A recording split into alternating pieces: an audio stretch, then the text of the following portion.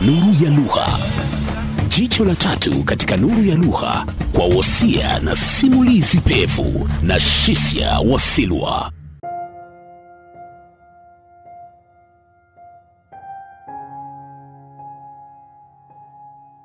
Wakati habari zilipoenea kuwa Margaret Nduta, raia wa Kenya, amehukumiwa kifo nchini Vietnam kwa kosa la usafirishaji wa dawa za kulevya, hisia zilichacha na kupanda katika kila pembe ya taifa.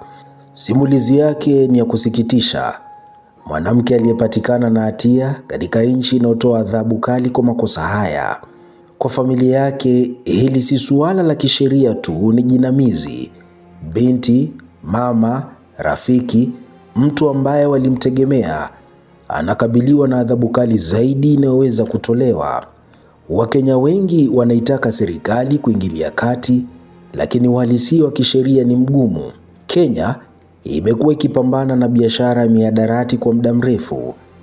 Sheria ya udhibiti wa dawa za kulevya na vichangamshi vya akili ya mwaka 1994 inatoa adhabu kali, ikiwemo kifungo cha maisha.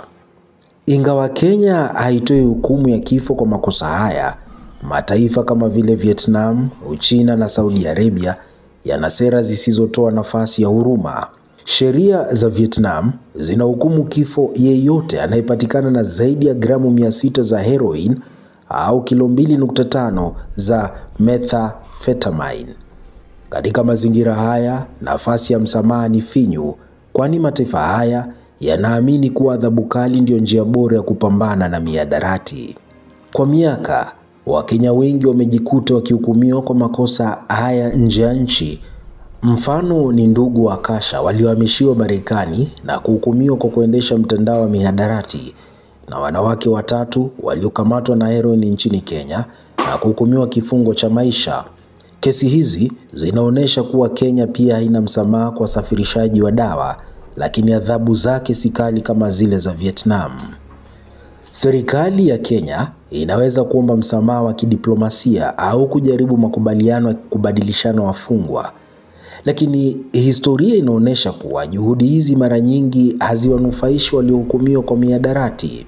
Katika hali nyingi, mataifa yenye serikali za dawa za kulevya huona kuwa msamaha wa kesi moja unaweza kutuma ujumbe mbaya kwa sheria zao zinazoweza kupindishwa kwa shinikizo la kimataifa.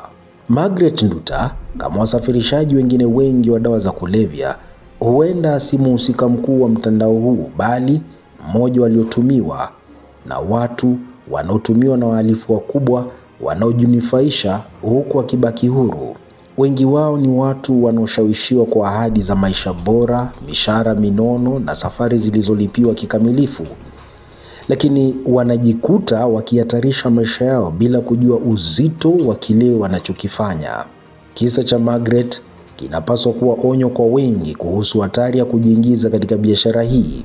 Serikali inapaswa kuimarisha juhudi za kuzuia Wakenya wasijiingize katika usafirishaji wa dawa za kulevya kwa kuelimisha jamii, kushirikiana na vyombo vya kimataifa na kupambana na wahusika wakuu wa biashara hii. Hii inajumuisha kuchunguza mitandao inayowahadaa vijana wa Kenya, kuwasaidia wale walio katika mazingira magumu kiuchumi na kuimarisha usalama wa mipaka ili kuzuia usafirishaji wa mihadarati. Pamoja na juhudi za kupambana na mihadarati, ni muhimu pia kuangazia sababu zinazowasukuma watu kujiingiza katika biashara hii. Ukosefu wa ajira, ugumu wa maisha na tamaa ya mafanikio ya haraka ni baadhi ya mambo yanayochangia vijana wengi kushawishika kushiriki katika biashara haramu.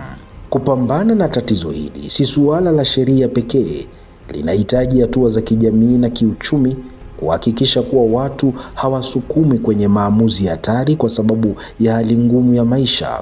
Kisa cha Margaret ni msiba kwa familia yake, kwa Kenya na kwa waathiriwa wa mihadarati. Sheria lazima ichukue mkondo wake, lakini lazima pia tushughulikie sababu zinazowasukuma watu kujiingiza katika biashara hii. Bila hatua thabiti, simulizi kama ya Margaret zitaendelea kujirudia, kila moja ikiwa ya kusikitisha kama iliyotangulia.